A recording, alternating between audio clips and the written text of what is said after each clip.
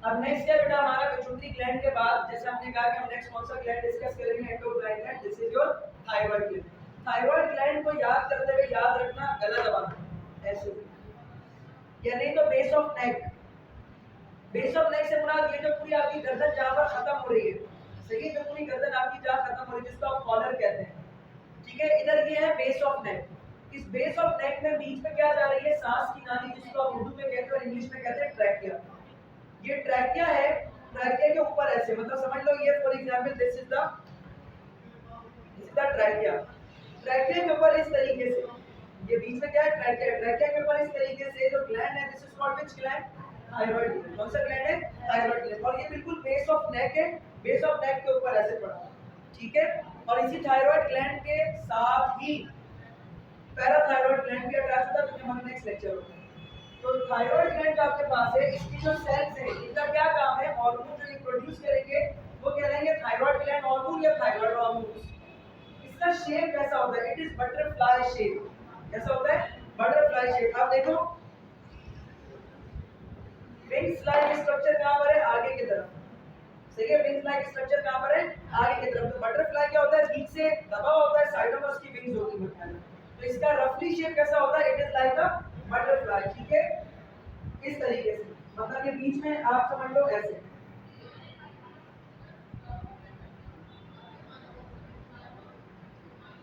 अब बीच में से क्या गुजर रही है आपके पास, ट्रैकिया गुजर रही है। क्या गुजर रही है, ट्रैकिया, ठीक है।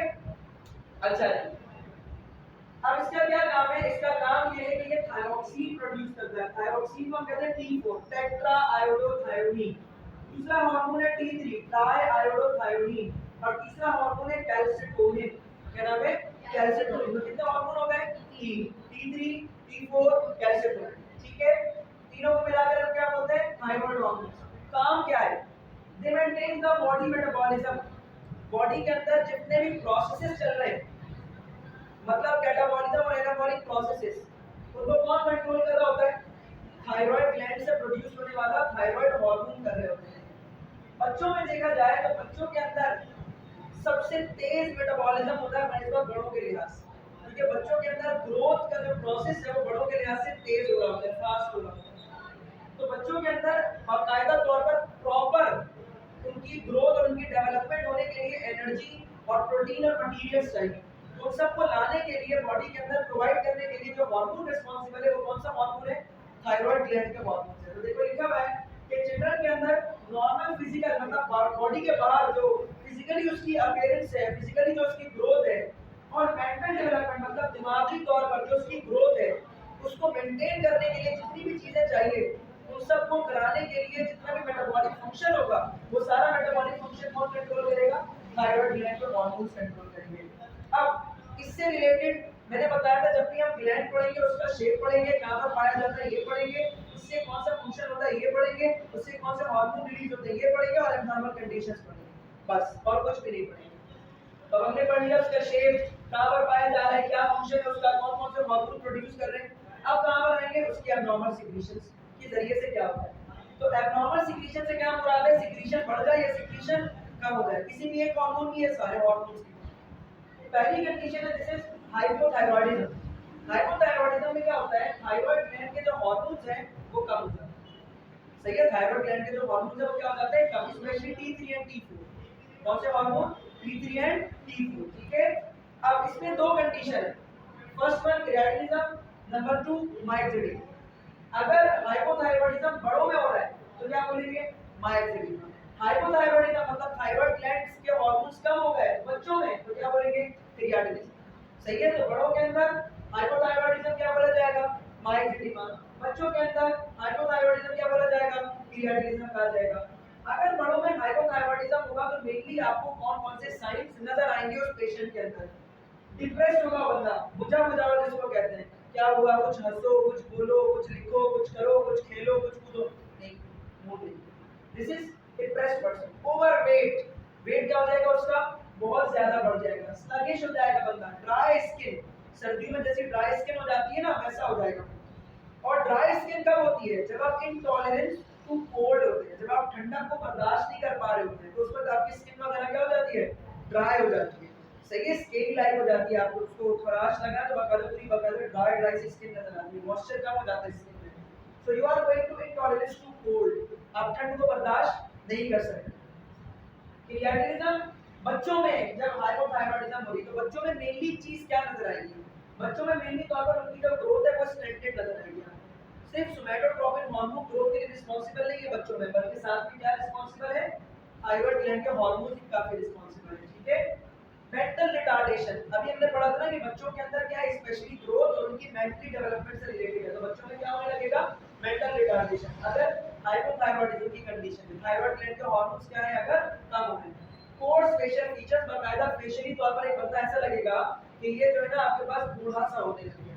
ठीक है, गोइटर किसको बोलते हैं? What is mean by goitre? अगर आयोडीन का इंटेक बॉडी में कम हो जाएगा, आयोडीन का इंटेक बॉडी में क्या हो जाएगा कम, मतलब हम आयोडीन अपनी डाइट में नहीं ले रहे या बहुत ही कम हमने कर दी, सही है, तो हाइपरप्लेसिया हो जाएगा, मतलब नंबर ऑफ सेल्स की तादाद का इजाफा हो जाएगा। कहां पर नंबर ऑफ सेल्स की तादाद का इजाफा होगा? थायराइड ग्लैंड के सेल्स की तादाद का इजाफा होगा। थायराइड ग्लैंड कैसा नजर आएगा आपको? बड़ा सा। गर्दन कैसी नजर आएगी? मोटी। इस कंडीशन को हम क्या बोलेंगे? गोइटर। क्या बोलेंगे? गोइटर। असल में जब फॉर एग्जांपल मुझे कोई एक चीज हासिल करनी है, अगर मुझे डायरेक्टली नहीं मिलती तो मैं अपने कारिंदों को भी लगा दूंगा, भाई तुम भी मिल करके ढूंढो। जैसे घर में कोई चीज मिल रही होगी तो ठीक है, नहीं मिल रही होगी तो हम सबको बोलते थे यार सब मिल करके ढूंढो, फिर भी नहीं मिलती तो और ज्यादा लोग मिल करके ढूंढते हैं। बिल्कुल इसी तरह से जब आयोडीन बॉडी में कम हो जाती है तो उसको गेट करने के लिए थायराइड ग्लैंड के जो सेल्स हैं वो रिस्पांसिबल है। जब आयोडीन ब्लड के अंदर कम हो जाएगी तो हर एक आयोडीन इंपॉर्टेंट है, हर एक आयोडीन को हासिल करने के लिए कौन से सेल्स का होना जरूरी है? थायराइड ग्लैंड के सेल्स का। तो थायराइड ग्लैंड अपने सेल्स को क्या कर लेता है? बढ़ा लेता है। क्यों बढ़ा लेता है? ताकि जर्रा बराबर भी आयोडीन आए तो उसको कोई भी एक सेल क्या कर ले, फौरी तौर पर गेट कर ले। तो हाइपरप्लेसिया किसका होगा? नंबर ऑफ सेल्स की तादाद का इजाफा किसका होगा?